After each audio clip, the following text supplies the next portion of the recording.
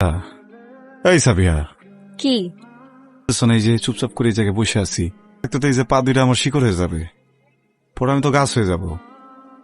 তুমি তো গাছই, রোদে পুড়ে শীতে ভিজে মাটি থেকে খাবার জোগাড় করো, আর তোমার ডানে বসে থাকে কাক, শালিক, দোয়েল। ভালোই তো করতে হয়, তাই না? খুব বিরক্ত আছি, মেজাজ অনেক খারাপ।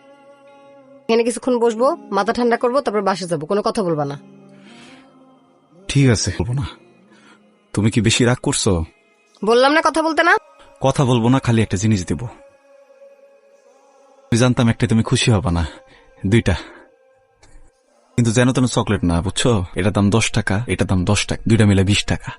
এই 20 টাকাটা তুমি ছোট করে দেখতে পারো। 20 টাকা আমার পকেট ফাঁকা করা, 20 টাকা যা ছিল কাছে। এই, তুমি জীবনে ভালো হবে না।